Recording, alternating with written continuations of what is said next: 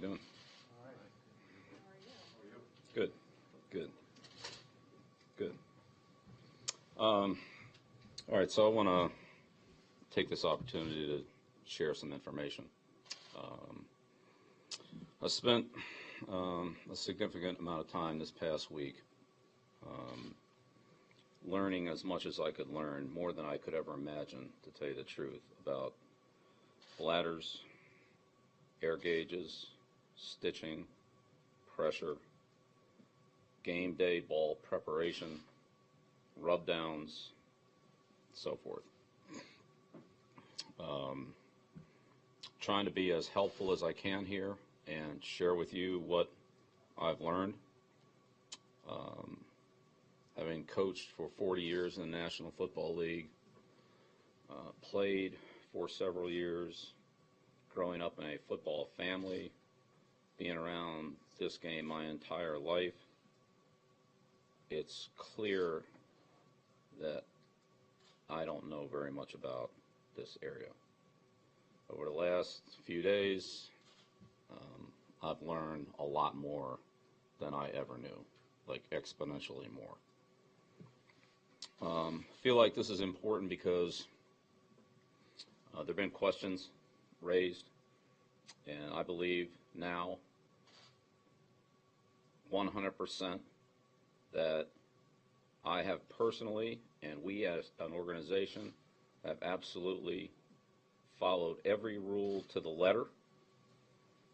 And I just feel that on behalf of everyone in the organization, everyone that's involved in this organization, that we need to say something.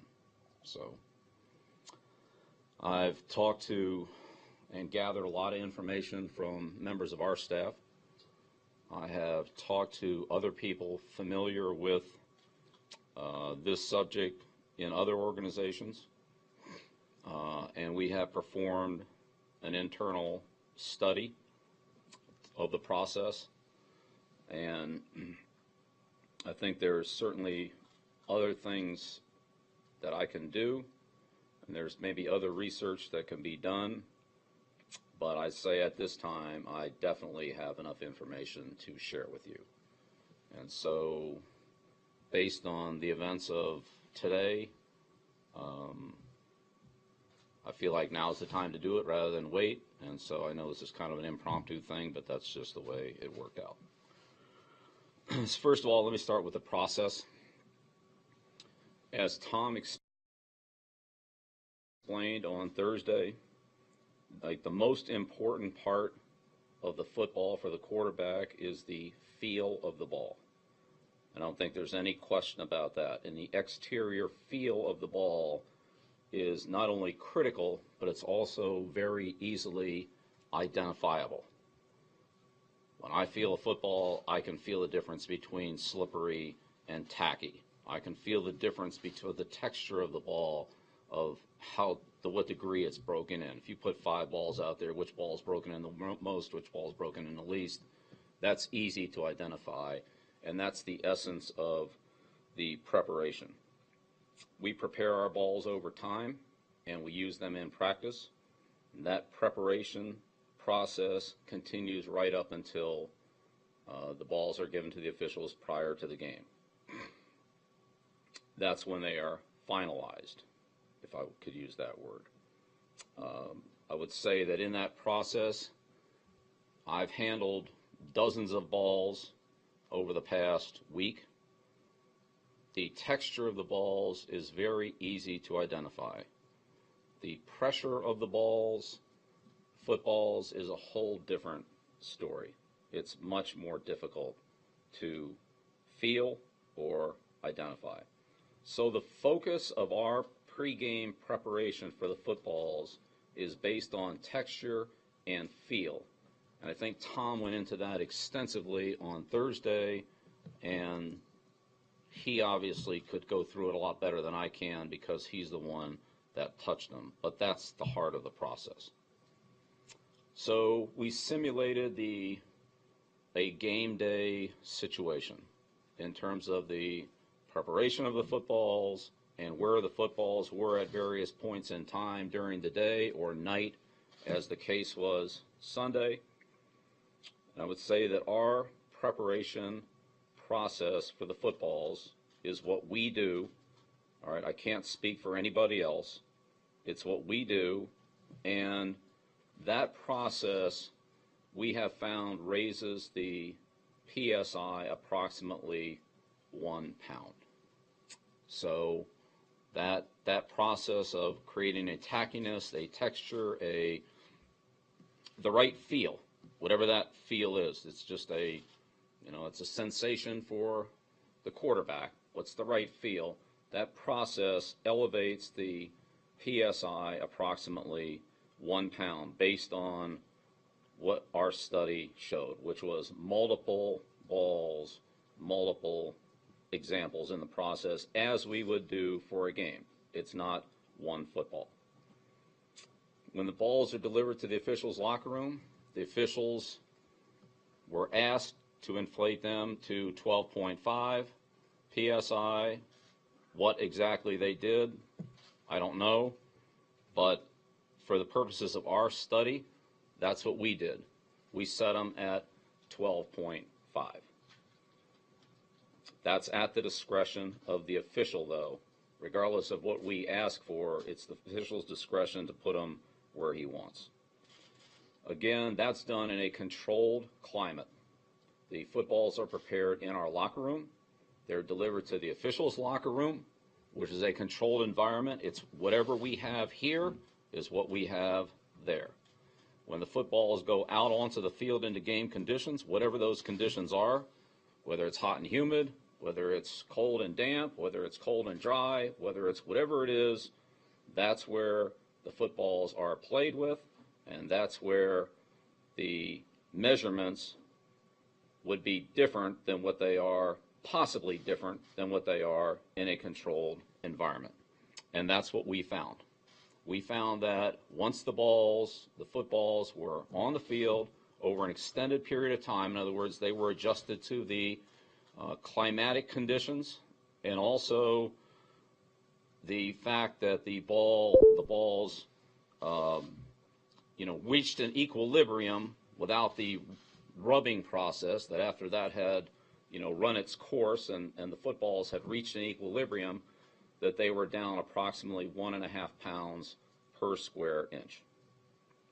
When we brought the footballs back in after that process and retested them in a controlled environment, as we have here, then those measurements rose approximately 1/2 pound per square inch. So the net of 1.5 back to a half is approximately 1 pound per square inch to 1.5. Now, we all know that air pressure is a function of the atmospheric conditions. It's a function of that. So if there's activity in the ball relative to the rubbing process, I think that explains why when we gave them to the officials and the officials put it at, let's say, 12.5, if that's in fact what they did, that once the ball reached its equilibrium state, it probably was closer to 11.5. But that's just our measurements. We can't speak specifically to what happened because we have no way of touching the footballs other than once the officials have them, we don't touch them except for when we play with them in the game. But it's similar to the concept of when you get into your car and the light comes on and it says low tire pressure because the car's been sitting in the driveway outside overnight, and you start it up and you start driving it and the light goes off. It's a similar concept to that. So the atmospheric conditions as well as the true equilibrium of the ball is critical to the measurement. At no time were any of our footballs prepared anywhere other than in the locker room or in an area very close to that. Never in a heated room or heated condition. That has absolutely never taken place to anyone's knowledge or anyone's recollection, and that's just didn't happen. When you measure a football, there are a number of different issues that come up. Number one, gauges. There are multiple types of gauges, and the accuracy of one gauge relative to another there's variance there. We're talking about air pressure, all right? So there's some variance there. Clearly, all footballs are different. So footballs that come out of the similar pack, a similar box, a similar preparation, each ball has its own unique individual characteristics because it's not a man-made piece of equipment.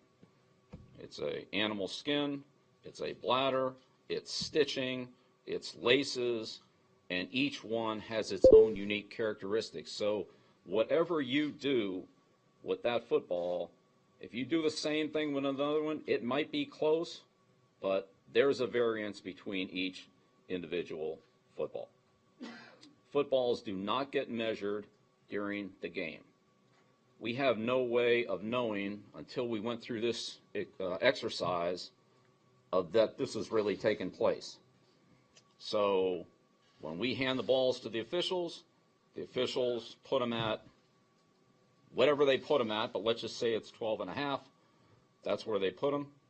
Then the air pressure at that point, from then on until the end of the game, we have no knowledge of. And honestly, it's never been a concern. So what is a concern is the texture of the footballs, and again, that's the point that Tom hit on hard on Thursday. We had our quarterbacks look at a number of footballs, and they were unable to differentiate a 1 pound per square inch difference in those footballs. They were unable to do it.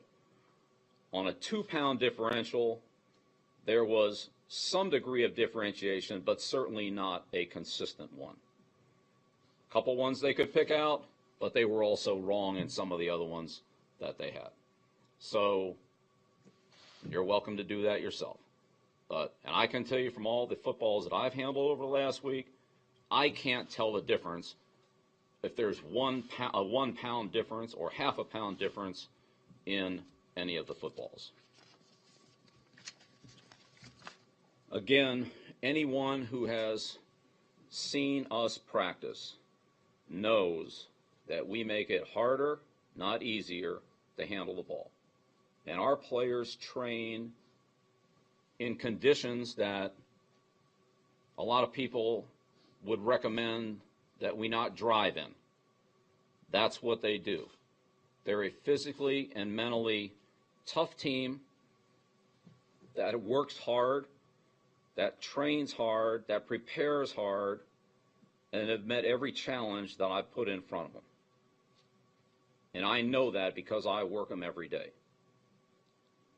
This team was the best team in the AFC in the regular season. We won 2 games in the playoffs against 2 good football teams. Best team in the postseason.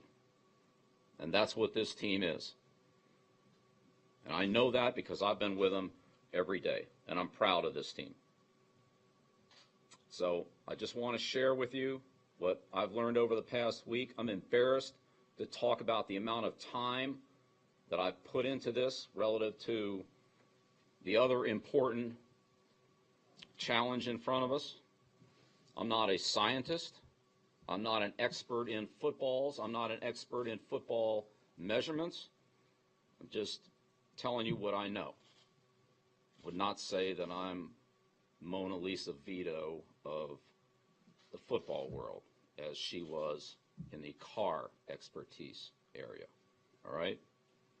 And at no time was there any intent whatsoever to try to compromise the integrity of the game or to gain an advantage. Quite the opposite.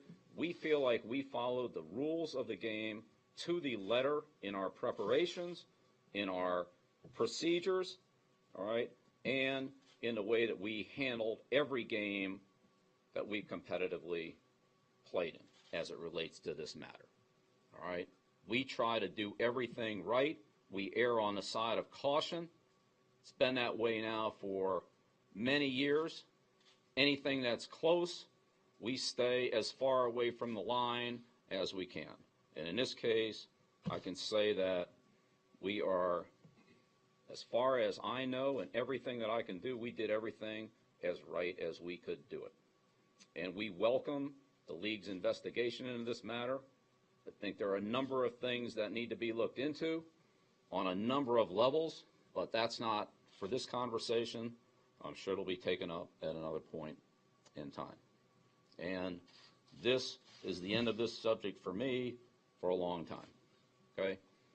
We have a huge game, a huge challenge for our football team, and that's where that focus is going to go. I've spent more than enough time on this, and I'm happy to share this information with you to try to tell you some of the things that I have learned over the last week, which I've learned way more than I ever thought I would learn. The process, the whole thing is much more complex, and I mean, there are a lot of variables that I was unaware of. It sounds simple, and I'm not trying to say that, you know, we're trying to land a guy on the moon, but there's a lot of things here that are a little hard to get a handle on. And again, there's a variance in so many of these things. All right, so I'll take a couple questions, and then I'm moving on. Bill, did the NFL share with you the pregame documented PSI? You would have to talk to the NFL about anything they did or didn't do. You don't know if they documented? Look, Tom, we could sit here and talk about some of this stuff for 2 hours, all right?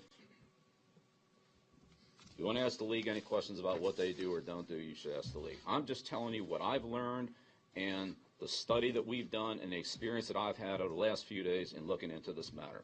That's all I can tell you. I'm not a scientist, and I'm not a league official.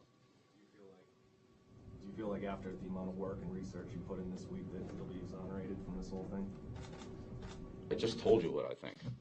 That's what I think right there.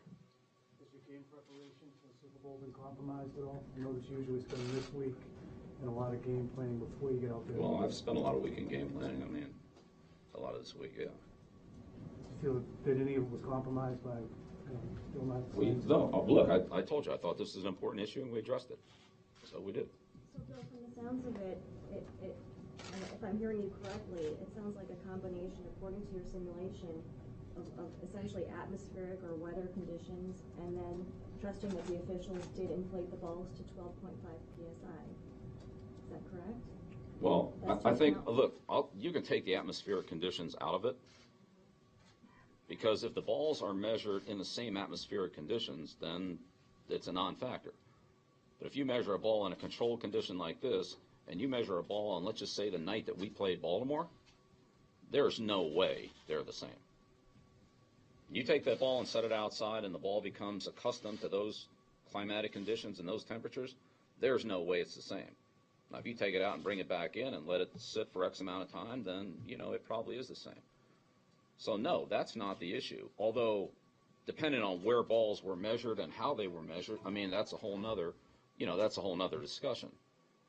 No, the situation is the preparation of the ball caused the ball to, I would say, be artificially high in PSI when it was set to the regulated level, and then it reached its equilibrium at some point later on, an hour, 2 hours into the game, into the whatever it was, that level was below what was set in this climatic condition. I think that's exactly what happened. And I think anybody who wants to do those experiments should go ahead and do them themselves. Don't take my word for it. But I'm telling you, like, we're trying to get to get an answer to this, and that's what we have. Well, you said you always try and err on the side of caution and try and stay on that side of the rules, but with the videotaping, it was clear that you were pushing the envelope on that. Is that something that changed then, or is that no? Well, I mean, look, that's a whole other discussion, but the guy's giving signals out in front of 80,000 people, okay? So we filmed him taking signals out in front of 80,000 people, like there were a lot of other teams doing at that time too, okay? But forget about that. If we were wrong, then we've been disciplined for that. That's clear clearly not trying to do everything you can to stay on the side. This Guys, in front of 80,000 people. 80,000 people saw it. Everybody sideline saw it. Everybody sees our guy in front of 80,000 people. I mean, there he is. So it was wrong. We were disciplined for it. That's it. We never did it again. We're never going to do it again. And anything else that's close, we're not going to do either.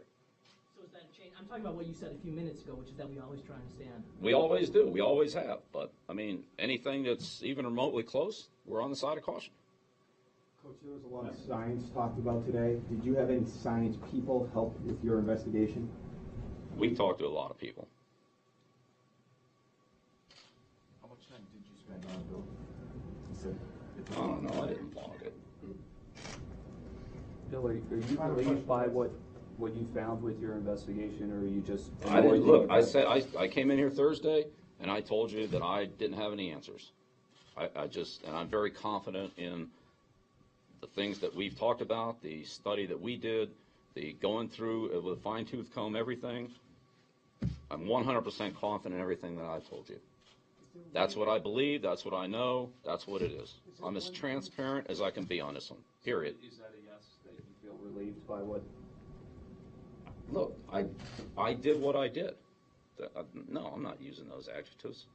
I told you what I did. That's what it is. Is there one thing that you did that caused it to rise 1.5? Did it put in front of heaters, put in dryers? Do you know what it was? No, it was never put in front of a heater. I just said that, Tom. No. I'm talking about whatever you do to prepare the ball that makes it rise 1.5. You rub it. You try to get the texture the way the quarterback wants it. I'm just trying to establish what it was that you did. I just said that, Tom. And I said that in no time was the ball ever put in any type of a heated environment. All right? Okay, so if you didn't use heater, you rub it vigorously or what? We rub it to get the ball to the proper texture. Yes, I mean, I don't know what's vigorous, what isn't vigorous. I mean, we're not polishing fine china here. We're trying to get a football to the proper texture the quarterback wants it to grip it. Does that stimulate something inside the ball to raise the PSI? I would say yes, it does. Based on all this, the exhaustive research that you've done, I'm curious, what do you do then differently going forward? You say you're always going to err on the side of caution. You're going to make sure. That's another. You're getting into another whole area here. You're getting into another whole area as it relates to the next game. Yep. Yes, That's exactly right. I couldn't, and that's exactly why this whole process was done, for that very reason. And I don't know the answer to that question, but that's a very important question. Yes. Okay. All right. Thank you. In favor of the NFL state rule next year? There will be a training schedule.